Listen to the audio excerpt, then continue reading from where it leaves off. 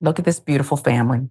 A Black family helps a Chinese family, and $5 million is the outcome. I love this.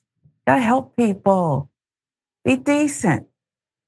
Per NBC News, in 1939, the Dongs, Chinese American family in Coronado, California, found themselves unable to rent a house amid racially restrictive housing laws that favored white buyers and renters. Here's the family, 1955. I love them. From top left, Lloyd Jr., Lloyd Sr., Ron Dong. Bottom left, Jackie, Margaret, and Jeanette Dong. Lovely. Good people. I can tell I'd want to live next door to them. What's your problem? Emma and Gus Thompson, a Black entrepreneurial couple, allowed the family to rent and eventually buy their Coronado property when nobody else would. Gus Thompson, pictured here, owned and operated a livery stable, boarding house on the property.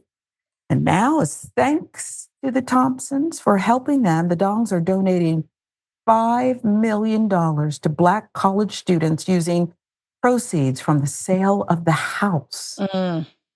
What a long memory. They're saying, you didn't just befriend us, you did something that offered us a legacy and a part of the American dream. We thank you all these years later. And that means generations. We thank you. The family kept this gesture, this story alive. Otherwise, this is 1939. This wouldn't happen unless they had so much respect and placed so much value on this gesture.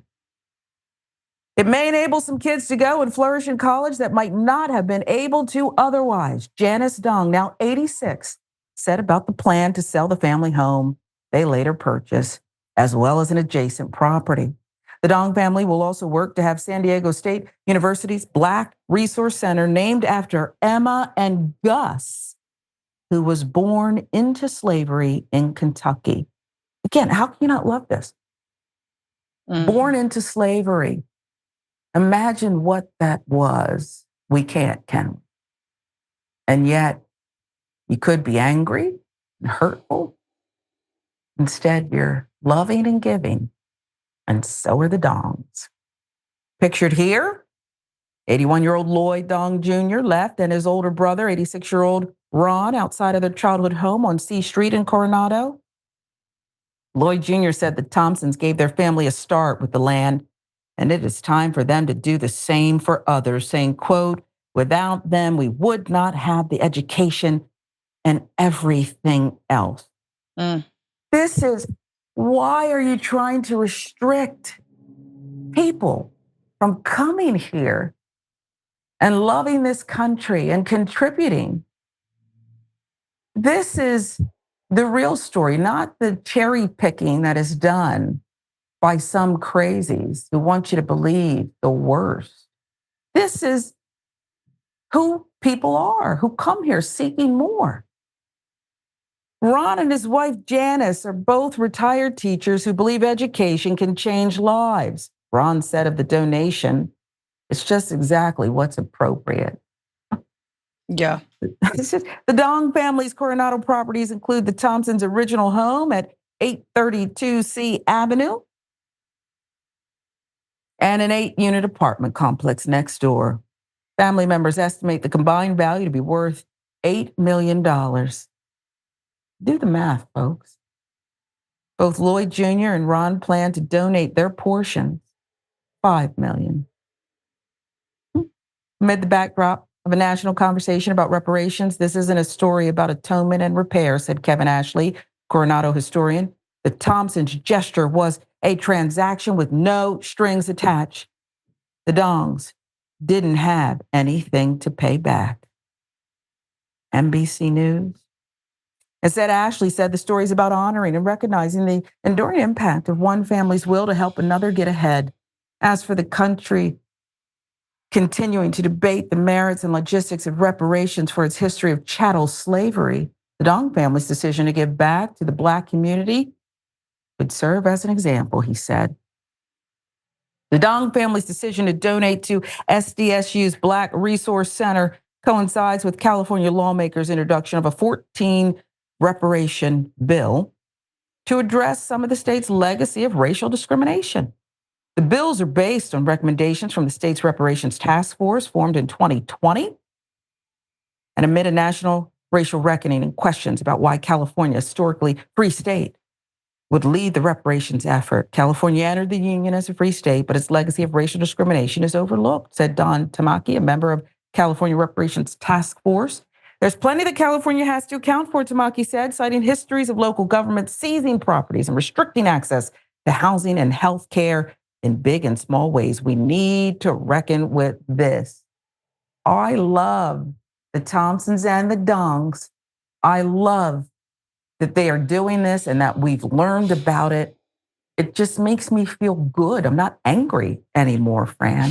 I feel good. There are so many aspects of this story that are just incredible and instructive and point to, yes, how histories of racism, specifically around housing and rental, kneecap communities of color for generations, and not just, obviously, we're used to hearing often about Black communities, but here we have the Chinese American community that has a lot in common with the Black community when it comes to housing.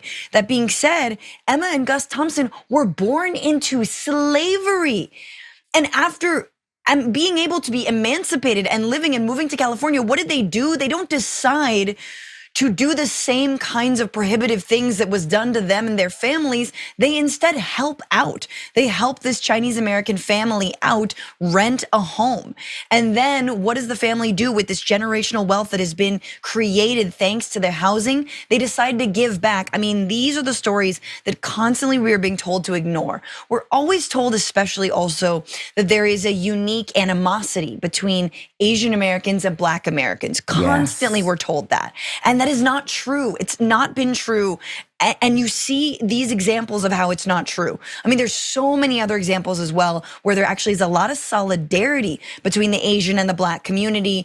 And again, like, people who understand one another's plight, although they are not the same, but how they've been treated and how they're constantly being divided in this country by saying, okay, Asians can be the model minority just so long as you project anti-Blackness, right? You see that in Vivek Ramaswamy, you see that in Nikki Haley, you see that in some of a lot of these figures that like to get a leg up by throwing the Black community under the bus. And here you had the Dongs who are like, no, we got a leg up and now we're gonna help out. I mean, I'm just like, I love this so hard. I couldn't love it harder. And we need so much more of this on a structural, on a policy-wide level. Yep. You've just pointed out so many things. Beware of the false narrative, folks. Yes. Look to your neighbor. Look at what's real. Watch out for the divide and conquer as a distraction. Yes. Keep them divided, keep them hating. And then we'll just work on policies that make us richer. We'll take everything from them.